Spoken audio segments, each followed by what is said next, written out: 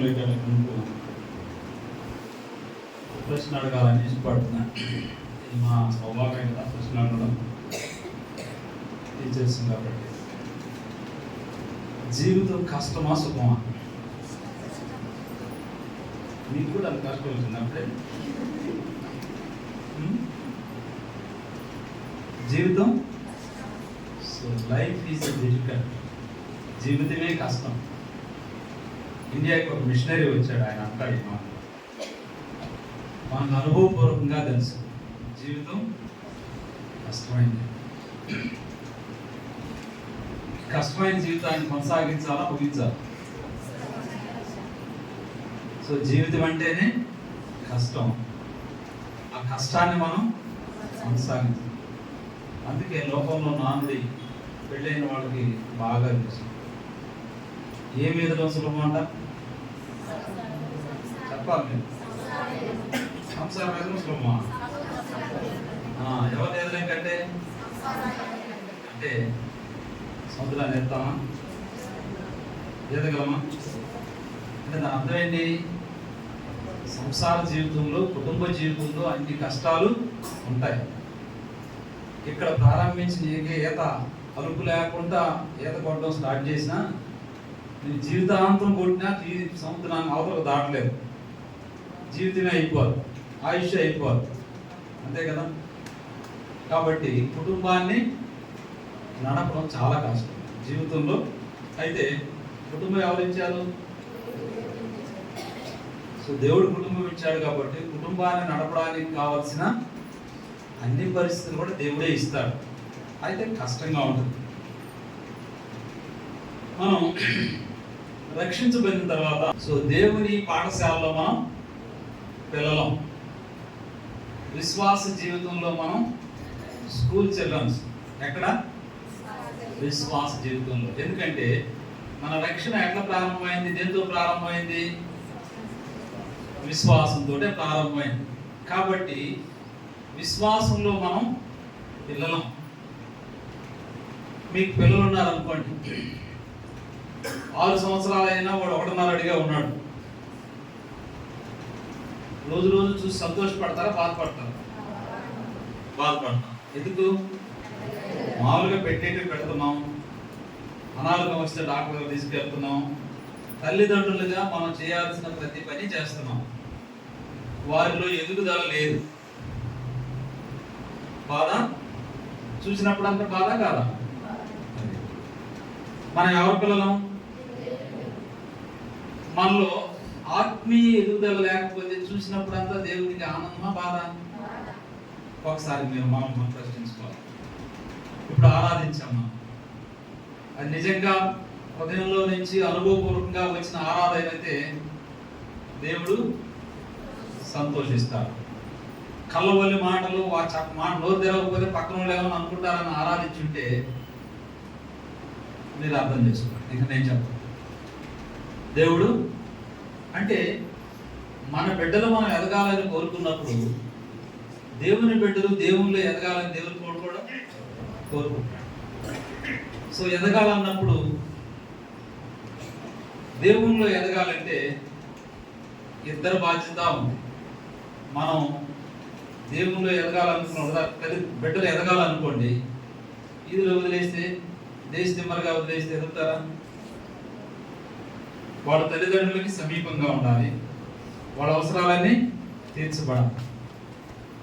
ఆత్మీయంగా మనం ఎదగాలంటే ఏం చేయాలి? దేవునికి సమీపంగా ఉండాలి, సంఘంలో సహవాసంలో కట్టుబడి ఉండాలి, అంటే సంబంధం కలిగి ఉండాలి.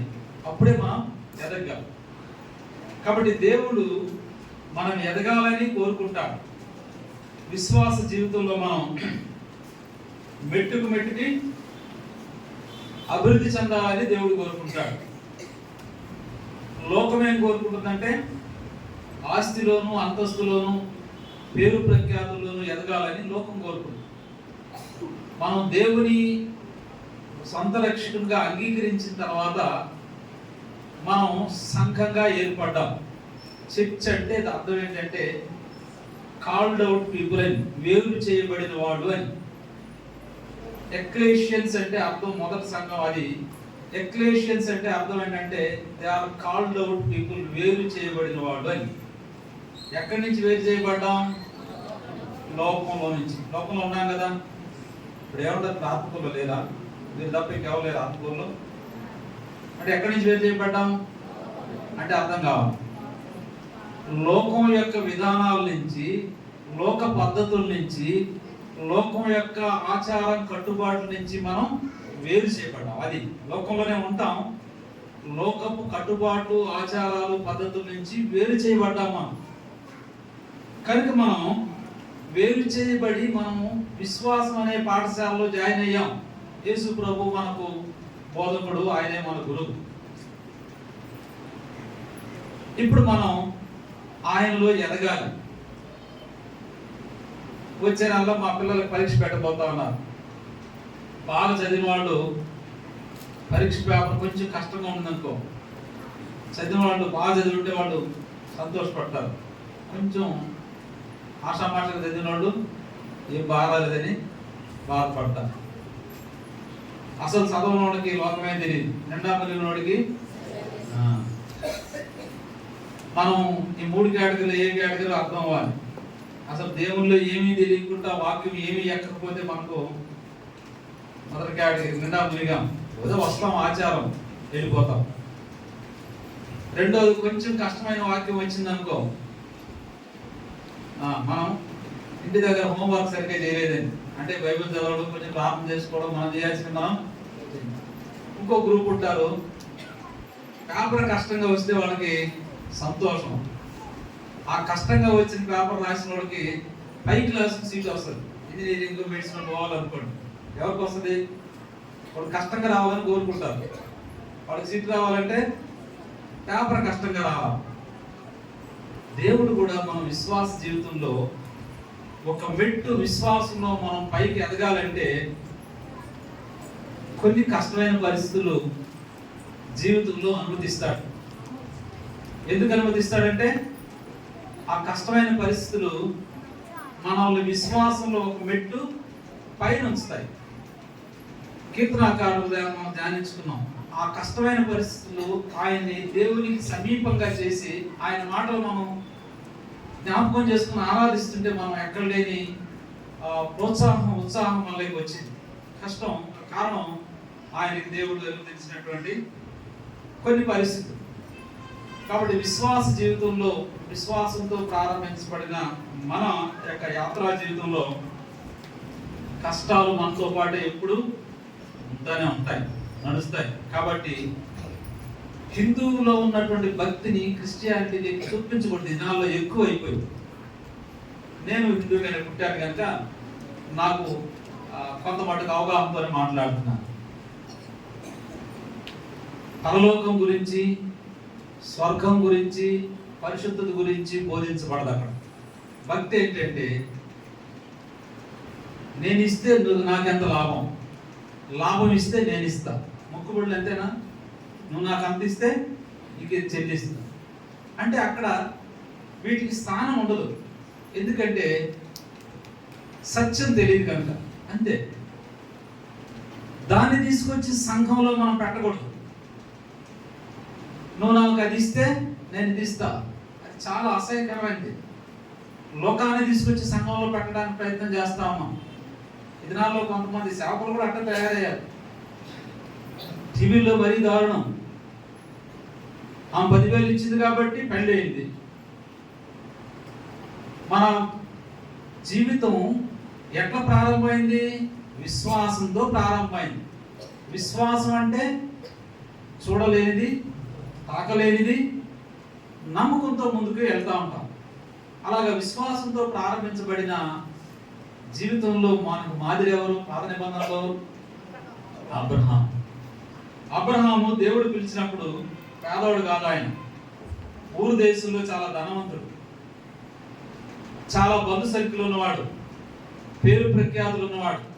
ఆయన్ని పిలిచినప్పుడు చూస్తారా 12వ వచనంలో, అబ్రహాము 12వ వచనంలో, ఆదికాండం 12వ అధ్యాయంలో చూస్తే మనం యెహోవా ఇట్లా అన్నాడు అబ్రహాముతో, నీవు లేచి నీ దేశం నుండి నీ బంధువుల యొక్క నుండి నీ తండ్రి ఇంటి నుండి బయలుదేరి నేను నీకు చూపించి దేశమునకు వెళ్ళుము. చూడు, దేవుడు అబ్రహాముతో మాట్లాడినప్పుడు మాట, ఆ మాటకు వస్తే అబ్రహాము విగ్రహారాధికుడు. హెస్కేలు గ్రంథం మనం చూస్తే చంద్రుడిని ఆరాధించే వంశీయులు అని దేవుడు పిలిచినప్పుడు అబ్రహాము స్థానంలో మనం ఉంటే ఎంత కష్టం.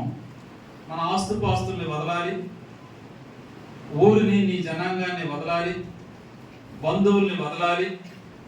ఎక్కడ పోవాలి చెప్పాలి, ఎక్కడ పోవాలి చెప్పాడు కనానని తెలియదు. ఇల్లు వదలాలి, ఎక్కడికి వెళ్ళాలి తెలియదు. బస్సుకి టికెట్ అంటే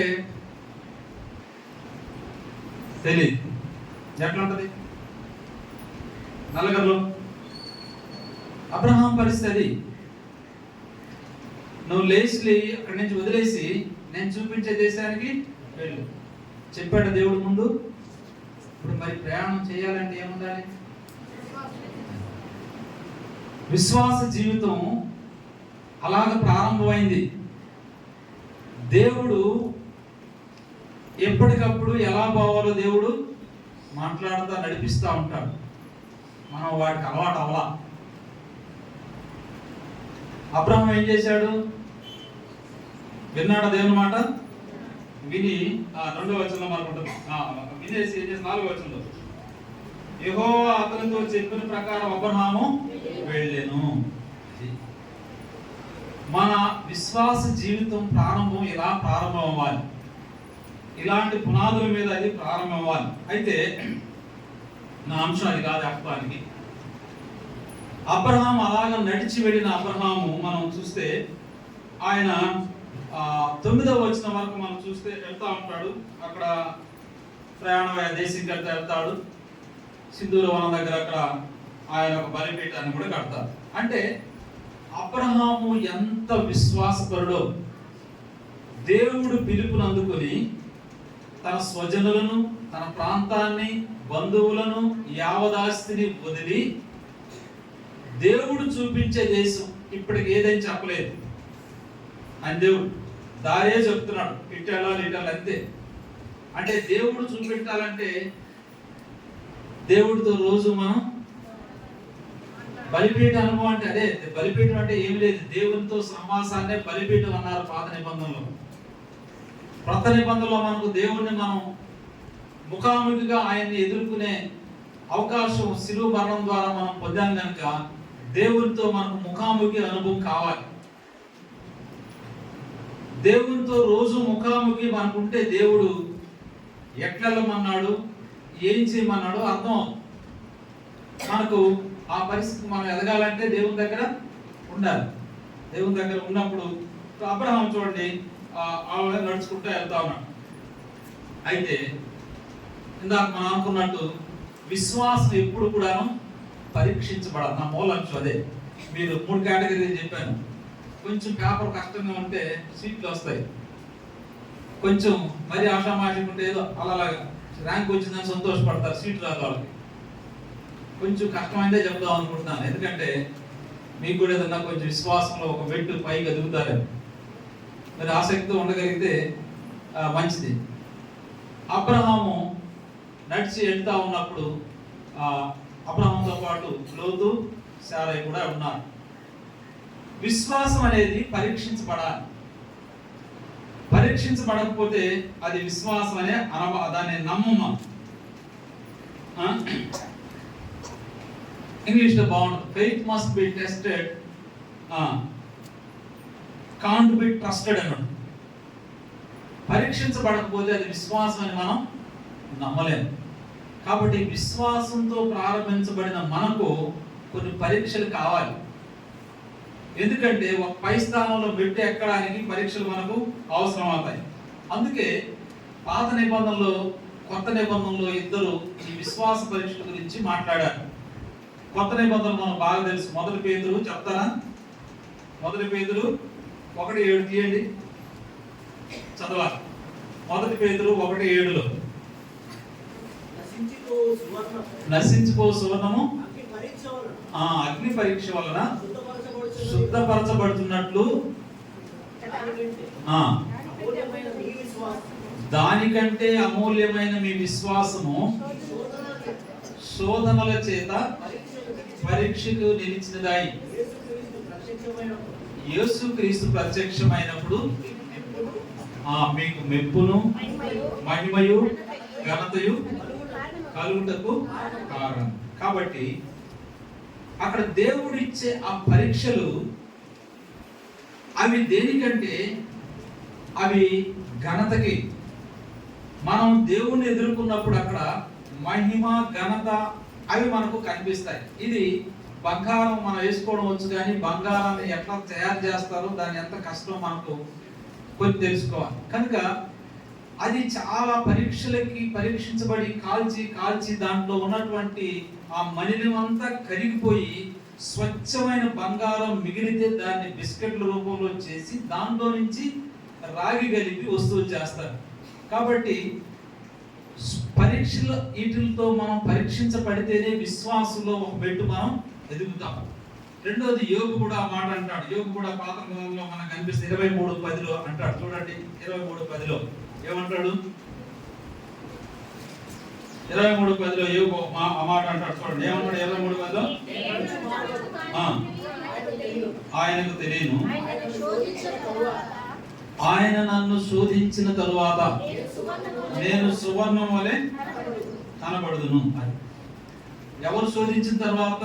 దేవుడు శోధించిన తరువాత, దేవుడు పరీక్షించిన తర్వాత ఒక విశ్వాసి సువర్ణం వలె స్వచ్ఛందంగా కనిపిస్తాడు. అంటే పరీక్షలో ఏమవుతుందంటే మన విశ్వాస జీవితంలో ఉన్నటువంటి వేస్ట్నంతా, వృధానంతా, పనికిరానితనాన్నంతా కాల్చివేయబడుతుంది.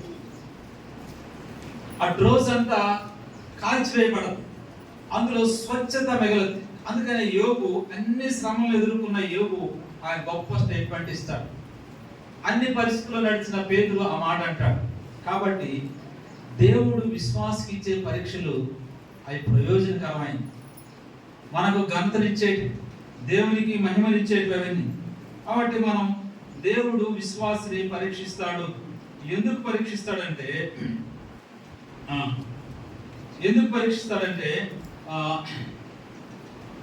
మన విశ్వాసాన్ని ఎంత ఉందో ఆయన సరిచూడడానికి, విశ్వాసాన్ని పవిత్రీకరించడానికి.